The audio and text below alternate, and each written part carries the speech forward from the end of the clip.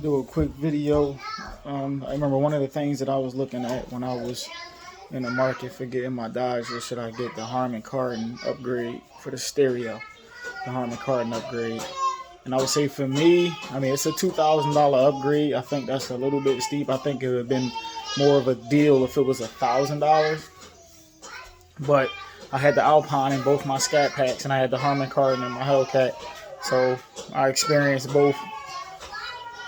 The Alpine, good system. It's a good system. You can turn it up. It's not really distorted. It gets loud. It's clear. The main difference with the Harmon kardon is you get a subwoofer in the rear deck lid. That's the main difference. So you actually get bass. And even though the magnet on that subwoofer is extremely small, that's why I'm like, for $2,000, I'm thinking you're gonna get a subwoofer with a nice size magnet on it.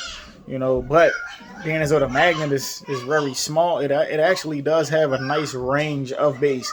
You get those lows, you get the low wobbles that it's kind of hard to find sometimes, and trying to get that subwoofer that'll give you that low bass, like that wobble bass. You actually get the wobble bass with the Harmon kardon sub, and it goes all the way up to the regular bass notes. That's easy to get.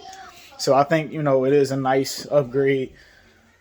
Now, if you get the Alpine and get someone to install an amp and a sub in your trunk, I'm pretty sure you can get a kind of maybe a better system for less than $2,000, or somewhere around $1,000 maybe.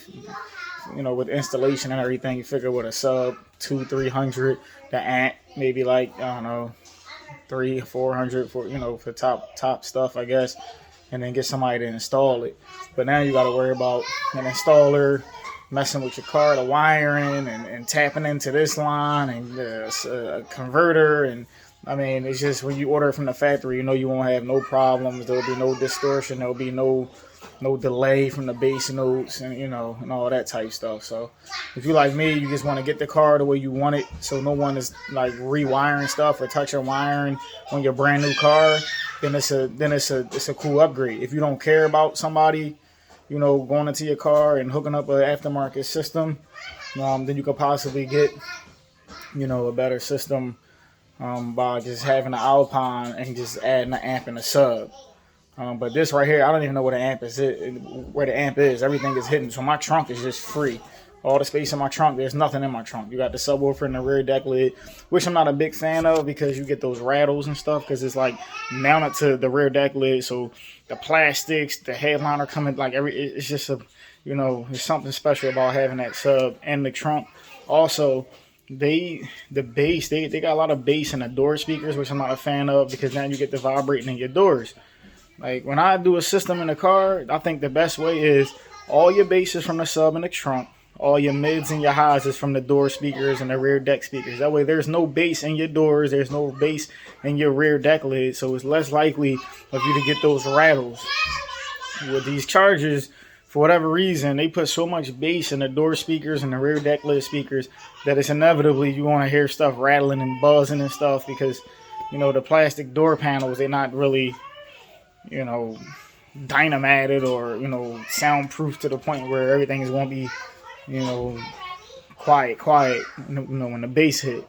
So, though I think it's a good upgrade, just because I don't want to have to worry about anybody touching my car. It's clean. The trunk is free. I don't have anything in there, and it's still a nice amount of bass. It sounds very good. The bass sounds very good. I'm not worried about beating the block down. Everybody else can hear me. It's for me.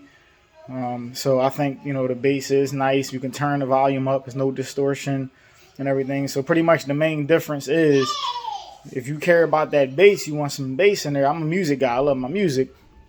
I mean, like I said, for $2,000, I think it's a little, I think if it was any more than $2,000, I'd probably be like, nah, I don't get it. But $2,000 is like that threshold where it's like, all right, like you asking for a lot, but all right, what I mean? If it was $1,000, that's a deal. I feel like I'm getting a deal.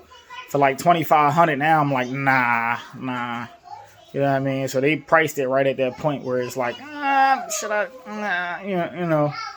But the Alpine is not bad. The Alpine is good. I had no problem with Alpine, and I'm a music guy, like I said. I had Alpine in both my Scat Packs. They was perfectly fine. The main difference between the Harmon kardon is the bass. That's it. You get that low wobble, you get that wobble, you get that mid wobble, you get that nice You know, you get to hear all the tones of the bass that you wouldn't necessarily hear in the Alpine, because the Alpine don't have the subwoofer. You're getting all your bass from the 6x9s and, you know, and stuff like that. So you'll still get some bass, but it won't thump and have that wobble. All right. Like I said, I'm trying to make videos because I remember when I was getting the Charger, that was one of the things that I was, you know, doing my research on, and I couldn't get like a clear-cut answer. Harman Kardon is a better system for the primary factor of bass. That's it. They both turn up loud. They both don't get distorted. The main difference is the bass. You know what I mean? And, you know, like I said, for $2,000, you know, but it was worth it. Like I said, because you don't want people tampering with your factory wiring on your car and stuff like that. Any questions or comments, you know, you can leave them.